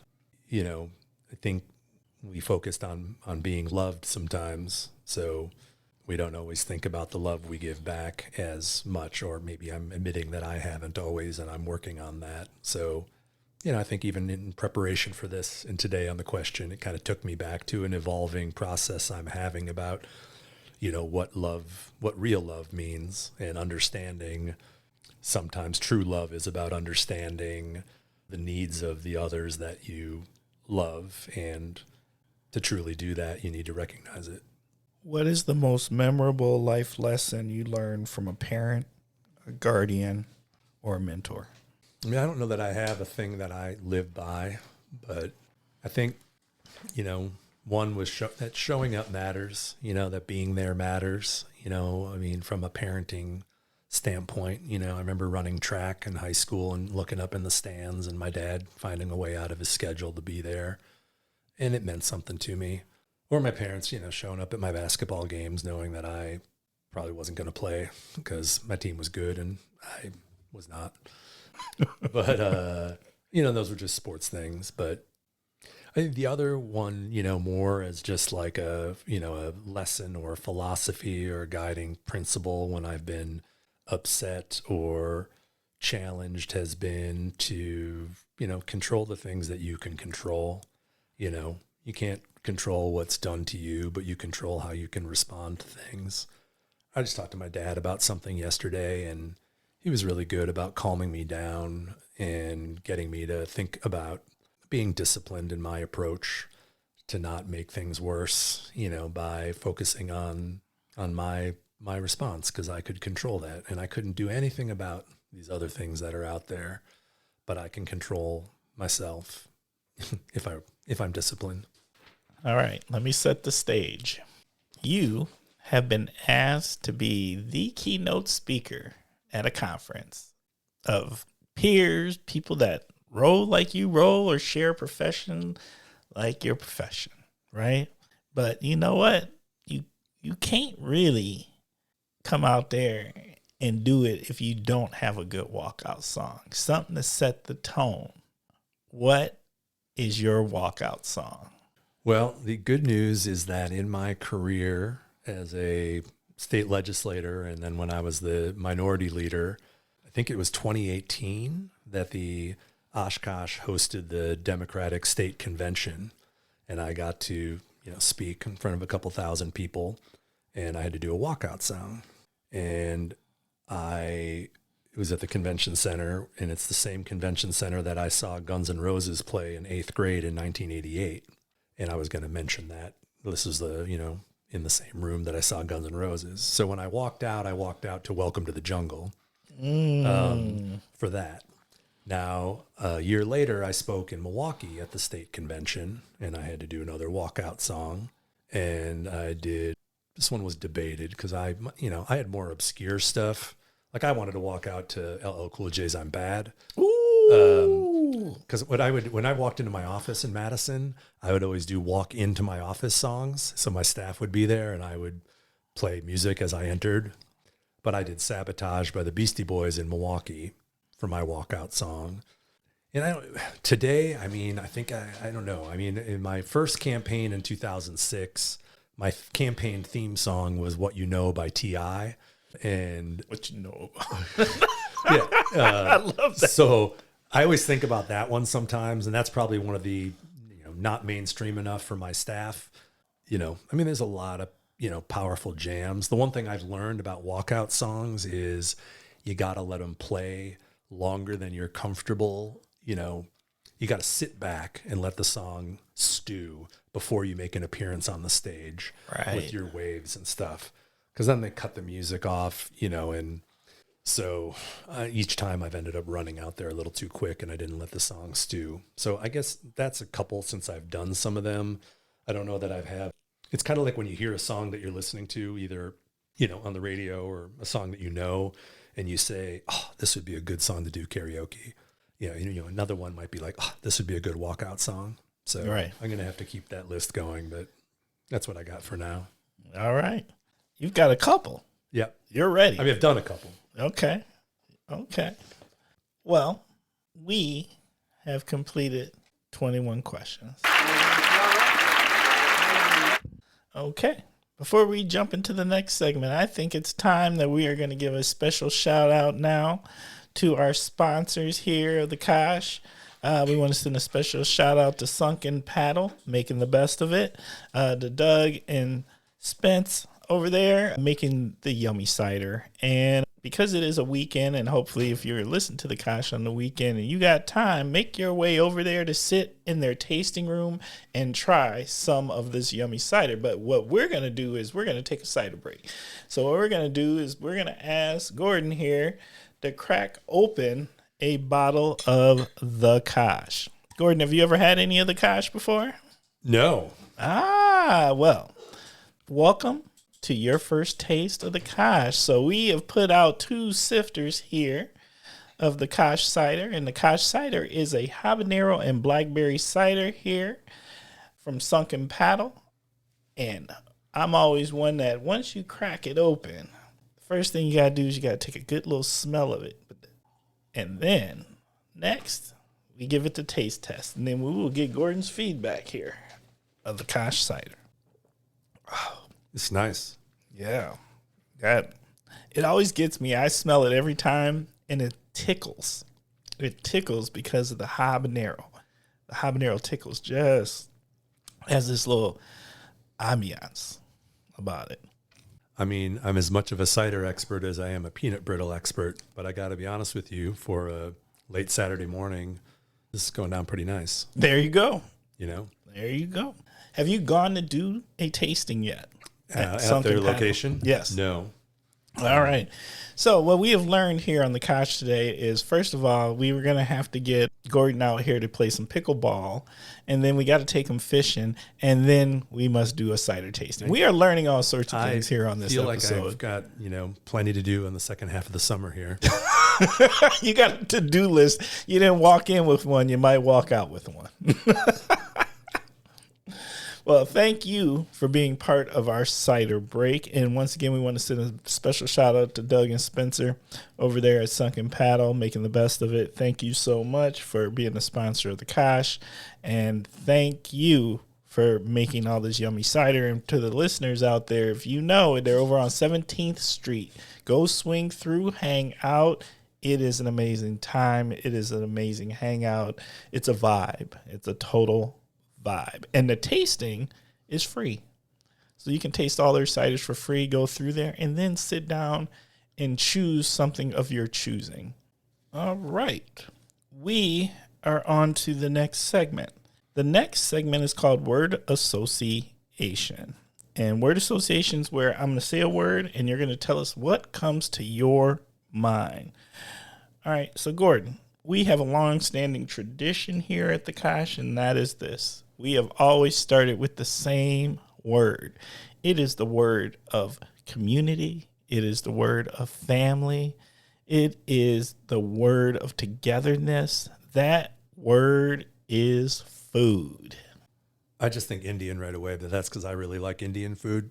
So, for my dad's birthday, we took him up to, and actually I'm excited that I understand that the owner of Parnell's has started an Indian food truck. Because we don't have Indian food in Oshkosh. I got to go to Siram up in Appleton. Mm-hmm. But that was just the first thing I thought of when I saw food on the list. I'll just also say, you mentioned community and sitting down. My whole life as a kid, my family ate at 6 p.m. every day, dinner table, sit together, eat together. So, that's where a lot of those conversations happen and important things. So I do think a lot of good things in community revolve around food. Facts. All right. Cocktail or beer? I'm a Miller Lite kind of guy. It's just, don't drink a lot of alcohol, but I drink beer. And in the summertime, I might have a, Pacifico or a Tecate, refreshing. But, Miller Lite's kind of my standard. I know how many I can drink, find it refreshing, know how I'm going to feel the next day, which, when you get older, you think more about. Yeah, it's your good old reliable. It's your reliable. I know exactly how many I can have. I know how I'm going to feel the next day. And, it's less filling, tastes great, and it's like 96 calories. That's how I feel about Tito's. I know Tito's. Tito's knows me, and we get along pretty good. Shop local. I mean, you got to look at the 400 block of Main Street, obviously, but Satori has been that's the local, That is a local mainstay for real. Yeah. I mean, they promote Oshkosh. They've had Oshkosh on the water shirts. They've got the Discover Oshkosh stuff. They've got, it's, even before I knew what head shops were, it's a head shop. As a kid, we would go there and buy like Gumby and Pokey figures. It smelled like incense. It was exotic. It was exciting. It's been there my whole life. And I know Derek and Erica, and I knew that Erica's dad, Jeff, who owned it, created it, and it's an institution. So when I think of shop local, obviously I, care about the whole city and encourage people to do so. But really the, core of downtown, the 400 block, that's what I think of. One of the coolest things that I think of when you mention Satori's is the T-shirt game. Like, if you can tell a lot by a person by what Satori T-shirt they're rocking. They've been around forever. There is an amazing collection of them. And sometimes when I see some of these ones that I've never seen, it's like, oh my God, that's fire. But their T-shirt game is top notch. Even though one of my favorite questions always was, what'd you buy? If you see somebody in a Satori shirt, I always ask, what'd you buy for that $25? It's just one of those things. I get it. It's a good question. But those T-shirts are fire.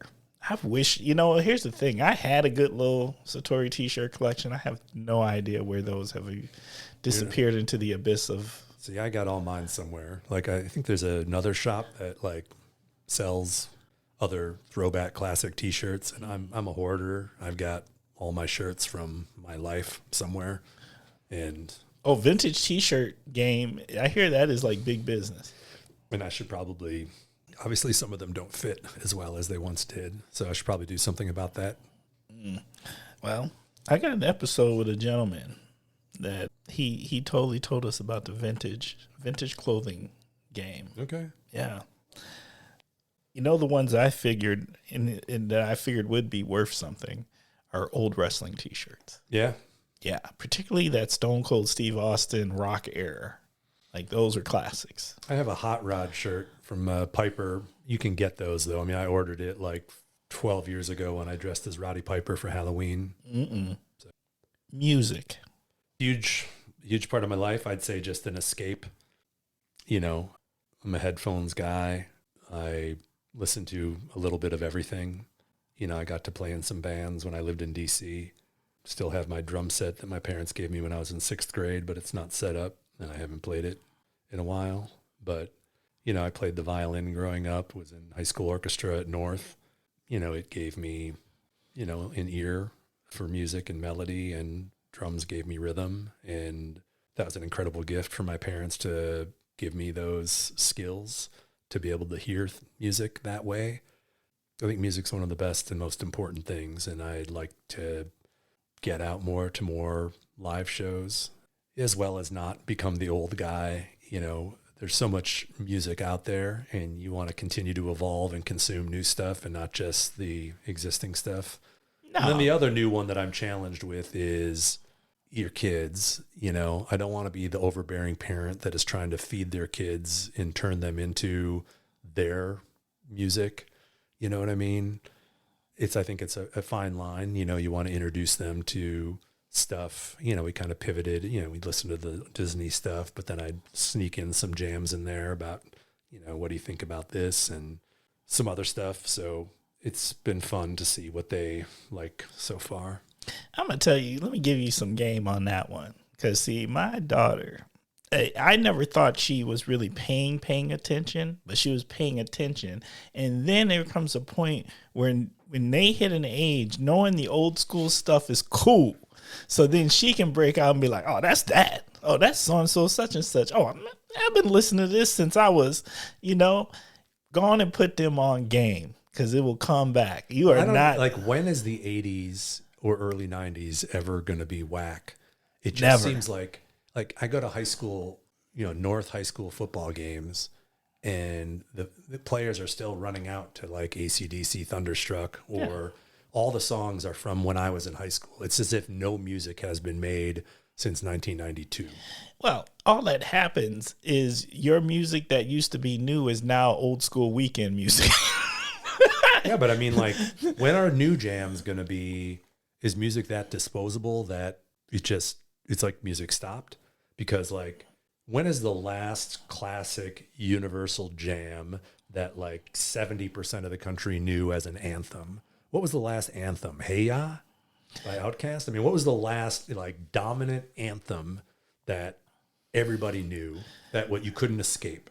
Well, see, here's what I think. I think there comes a point where we're not listening to the music the same way, because they say whatever you listen to in high school is going to be the primary soundtrack of your life, right? That's going to be what you listen to more than anything else. You'll introduce some new music, but you'll always revert back to that music, right? There's studies on that. But a lot of that's because it reminds you of nostalgia. Right. Yes. I agree with that 100%. It does remind you of nostalgia, but I just think there just comes a point. Like, I try to listen to some new music, but at the end of the day, to me, it just don't hit the same. And then my daughters, I listen to some of the stuff she be trying to put me onto now. It just doesn't hit the same. So then I'll give it a chance. And some of it, I'll be like, all right, that's a vibe. I feel that. But then I revert back to what I know and what felt good. So I don't know. I do think there are anthems being created. They're just not our anthems. But I think the bigger answer might be the fact that because music is so dispersed in terms of the mediums, like when you just had radio, for instance, it was easier to have anthems because there were fewer places to get your music. It's just like, ratings for shows. There's not a show that everybody watches anymore. There's so many shows. I'm just saying, like a breakthrough song that everybody is following. I'll give you one. Okay. Recently, They're Not Like Us. Probably as big as it gets. But Right. you still had people that were watching the Super Bowl who had no idea who Kendrick Lamar was. Well, of course you are. I mean, that's But I would agree with you that that's as close as we're going to get. I mean, because that was an anthem, and it became a thing, and it didn't take long, and the Super Bowl only solidified it, right? And to think that a diss song became an anthem is a whole nother. Poor Drake. Yes, A minor. Yeah, there's something to that. So, but I get what you're saying. I don't know if we have. I don't know if the pop stars are like quite the same. I'm sure Taylor Swift is on a level. Beyonce's Some on a would level. probably be able to name a Taylor Swift anthem that I just haven't done. Right. I'm 51 and I'm not really part of the same consumption conversation, but I'm just saying that there used to be songs that I think could break through. I mean, in the 90s, 75% of the country knew who Johnny Carson was, even if they didn't watch him. He was the old guy that was on TV after the news. Today you couldn't get 75% of the country to name something in common. No, I agree with that. I think because everything is so individualized, right? So like everybody goes to wherever they go for whatever their media consumption is. And that's tough because then no, you can't. It's hard to coalesce around anything together. All right. Streaming. Yeah, streaming, I felt like I was later too. I was probably the guy I probably bought a CD more recently than a lot of other people. I'm probably somebody that does Apple Music instead of Spotify. I stream radio stations. KCRW is a radio station out of LA that plays music. It kind of just reminds me of LA. They have traffic reports from LA. It reminds me of my time in LA.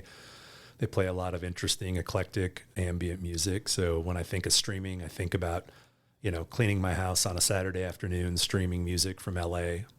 So that was my association. Last word. Community.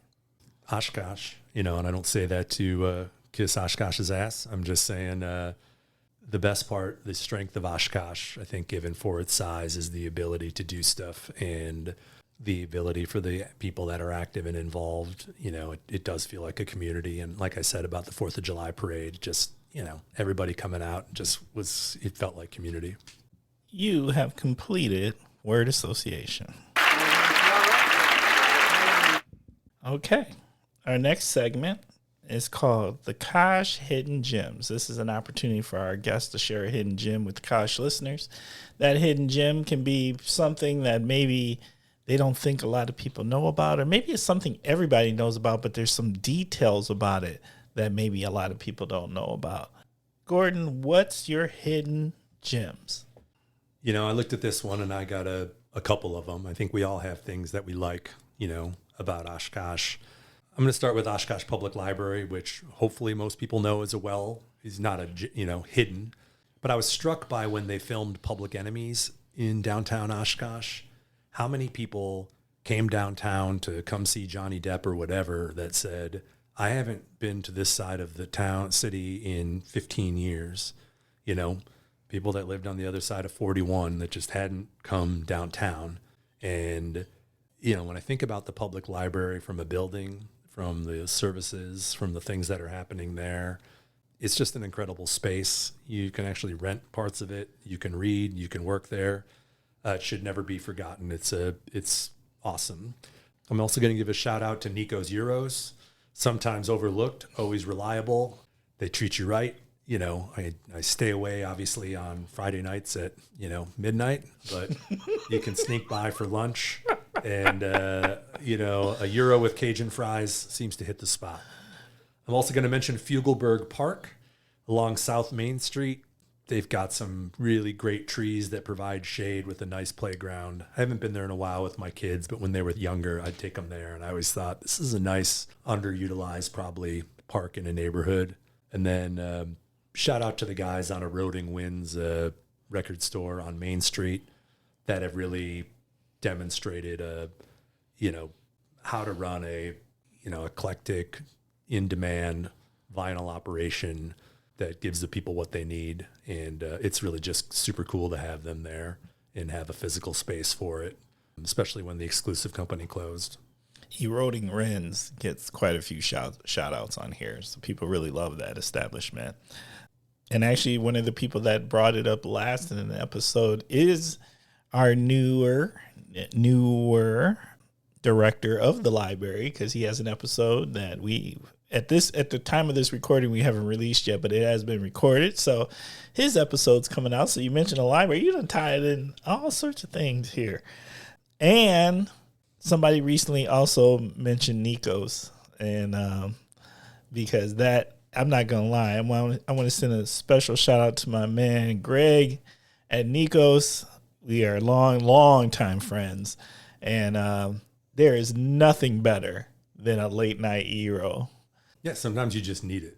No, it was right. It balanced your evening. Sometimes, after a good night of kicking it with your friends, and especially if you are a UW Oshkosh student or a UW Oshkosh alum, you needed some early morning sustenance. and no doubt in my mind, the Gyro Club always 100% came through. There are no bad words that can be said about that spot. All right. That is fantastic. You hit gems. I'm glad they stood up. I kind of rattled them off the other day. I'm sure there's others I'll think of, but those came to mind. They deserve love. They get love. All right. Last segment is called Story Time. And story time is an opportunity for our guests to tell the Kosh listeners a story. That story can be about absolutely anything. So I am excited about this because I feel like there's a story on its way. Gordon, what is your story? Well, I had to debate this one because there's some good ones that are pretty short. And there's some good ones that are slightly longer, but you never know, what is the most exciting or interesting or funny story that you can tell. But I figured, since I have an audience, and you may have alluded to it before, thought I would tell the story of the 2003 U.S. Air Guitar Championships, since I don't know that people always understand. And I'll tell it abbreviated, but how does something happen like this? What evolved and what transpired. But in 2003, I was a budget analyst in the city of Long Beach, living in LA, and I got an email from a friend saying, hey, you should totally do this. And it was calling all people interested in signing up for 2000, for the U.S. West Coast Air Guitar Championships, where you had to do 1 minute of a song, and you would be judged on originality, technicality, and airness. And airness meant, you don't know what it is, but you know it when you see it. And it was going to be held at the Roxy in Los Angeles on the Sunset Strip and in West Hollywood. And, this major club that, all these metal bands played at and stuff. And my friend had seen me play karaoke. I always say I'm not a musician. I'm more of a performer, and that translates to politics and stuff, I guess.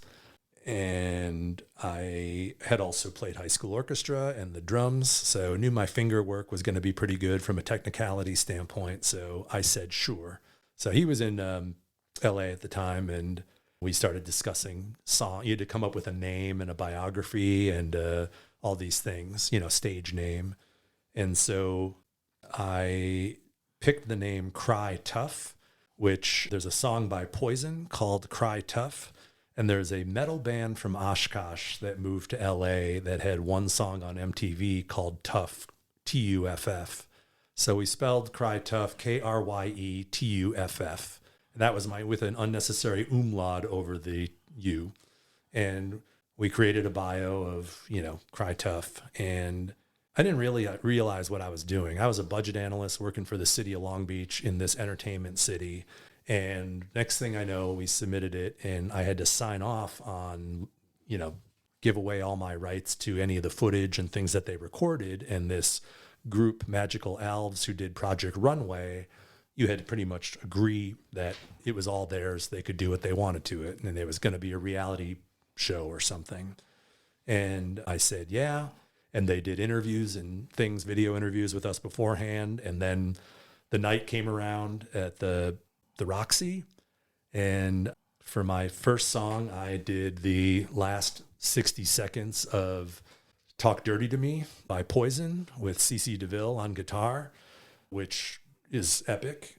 And I kind of based my look on a composite metal rock, spandex, Adidas forums, a belt, black wig that Green Day later used. I think Billy Joe Armstrong bit my style a year later. And so, but you're with all these people and it's absurd. You're all dressed, all these different acts and stuff. And you get to pick your first song. And it's the 2003 West Coast Air Guitar Championship. The Roxy is sold out. I got like 10 friends there. You get 1 minute to perform. And we're all backstage putting back beers and stuff. It's just like you're in a real concert, like you're like a party band or something. We're all just cheering each other on and stuff. Everybody's taking their turns out there. And I go out there and I just kill it. I mean, my finger works great. I'm doing full French kicks. I'm hyperextending every, joint in my body. I mean, I was still in my 20s, late 20s, but I'm, bending over backwards. I'm making faces to the crowd. They're singing along. It's magical. I think it may have been my peak. And so then after the first round, they take the winners. The top 6 out of the first round compete in the next round, and it's a mystery song. And the mystery song is Motorhead's Ace of Spades. And I'm just sitting there licking my chops because I had an older brother and we had a Motorhead's album and I know this song inside and out. And I got to go 6th, so after everybody. And there's a point in the song where the guitar cuts out and, the lyrics keep going and then the guitar kicks back in. And at this point, I'm playing to the song. I threw my guitar in the air and everybody in the crowd looked up to watch the air guitar in the air. And then I caught it and hit the chord right on cue. And at that point, I knew I was going to be the West Coast Air Guitar Champion. So I won the West Coast Air Guitar Championship at the Roxy I got to feel like what it felt like to be a rock star. The downfall of it was they immediately made me compete against the New York champion who had already been on like Conan O'Brien and all these other things.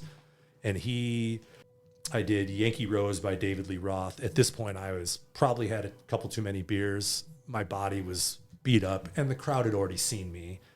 And C. Diddy was his name, David Young, and we're actually friends on social media, is pretty incredible. He had this Hello Kitty chest plate and he defeated me. I'll speed through this now.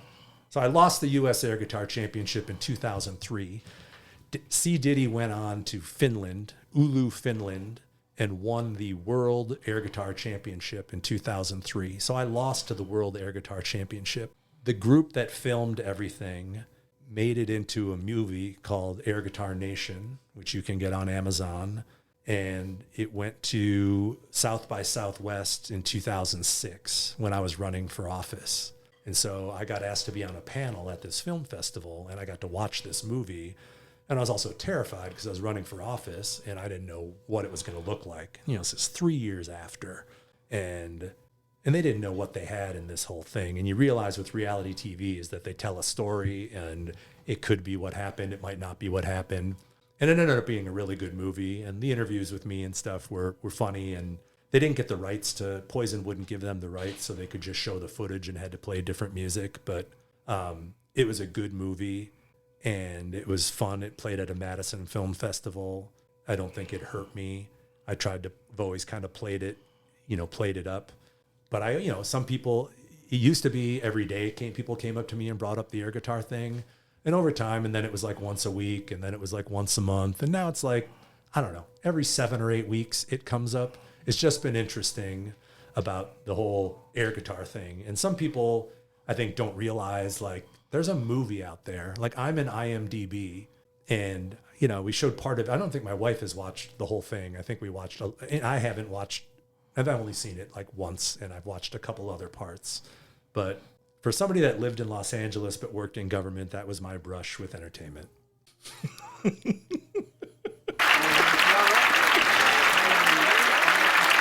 Okay. I am so happy that you laid out the whole story, because I've heard it multiple times, and I was always curious, what did it mean? Right? Because all they say is air guitar champion. Right, so I didn't know what region was that. I didn't know if there was Wisconsin. It is essentially like how much rock and roll can you squeeze into 60 seconds? And that was the first year they did it. So it was just East Coast, West Coast. Now they have like 15 cities that compete, and then they go to a bigger championship. ESPN was broadcasting it on Sunday, so it's a bigger deal now. But I was one of the founding fathers, apparently. I'm not in the Air Guitar Hall of Fame yet. I'm gonna have to get one of the senior exceptions or something. Well, you never know. They might bring it. It might come back. Maybe. Do you see yourself ever participating in it again in the future?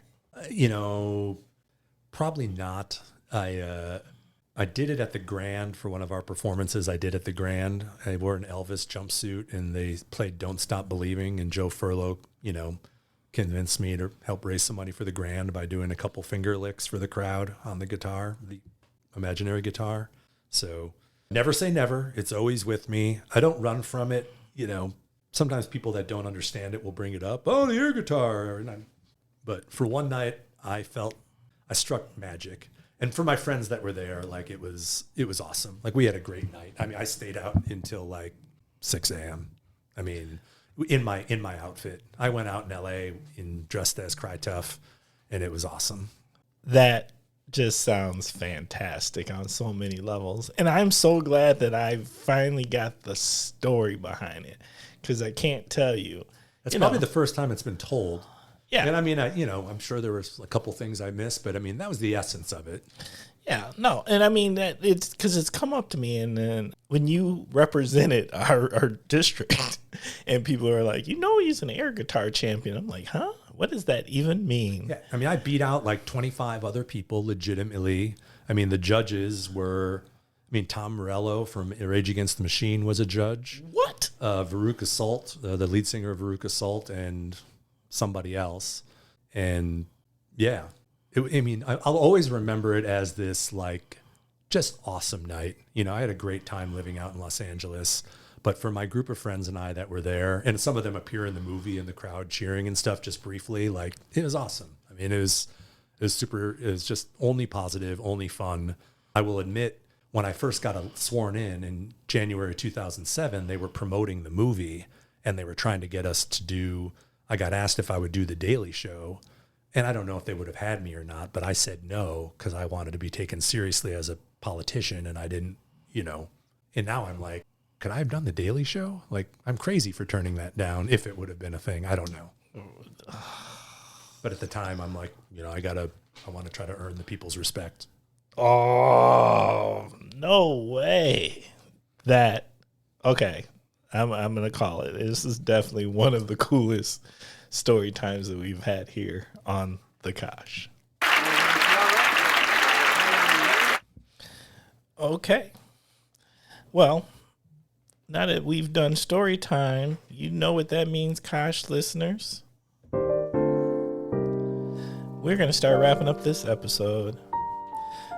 First of all, I want to say thank you to Gordon Hintz here, sitting in the chair, doing this episode with us.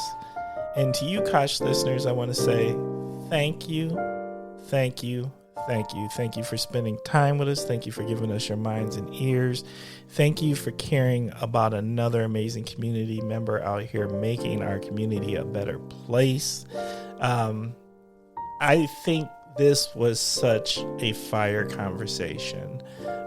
particularly to get to know one of our elected officials, somebody truly trying to make our county a better place, literally, and get to learn a little bit about who they are as a person. I'm big on that. I'm big on it's not about these titles. It's not about these positions. It's about these people. And I'm a firm believer that this region here, we vote for who is best for us because we vote for the best person, not the best politics per se.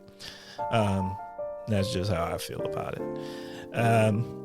You already know what we're trying to do here at the Kosh. We're trying to become the #1 podcast in all of Wisconsin, and we can't do that without your help. So what does that help look like? As you listen to this episode, if you think you got some good recommendations or a good segment we should add to the Kosh, reach out to us. If you'd like to be a guest, if you'd like to recommend a guest, reach out to us. And you can email us at askthekosh@gmail.com. Once again, askthekosh@gmail.com. We are always open to new ideas and to trying new things here. Also, the other thing we need is we want to get in front of more eyes and ears around, and the way you do that is called analytics. So what I need help with is, as you listen to this episode, if you see the opportunity to hit a subscribe button, do it. If you see an opportunity to give stars, give us 5. If you see an opportunity to write a review, write it. These are all things that help improve our analytics, and the better our analytics are, the more eyes and ears we are able to get in front of here. We think we have something pretty special here in this Kosh podcast, where we have these conversations with our community members and we get to know our neighbors better, because the more we know about each other, the better we take care of each other. Somebody said something really wise to me the other day about when you know a person's story, it's hard to ever dislike them. And what I like to think is that the Kosh here, we're introducing a diverse swath of community members' stories, which lets you know who we really are in this community and helping to make this community a better place. That's our hope anyway. Okay, so Gordon, you know what time it is? Let me help you with that. It is shout out time. Gordon, who's you shouting out? Boy, well, I want to shout out Winnebago County employees for everything they do, especially the first responders and folks that had to work, at Parkview and other places this weekend on the 4th of July for everything they do. So that's obviously a work-related one. Shout out to my family, wife and kids, and my dad for all their, support and love. And shout out to everybody. I think you were going to shout it out too. People in the parades. That was a grind yesterday, especially the Amro parade. How many parades you have to do?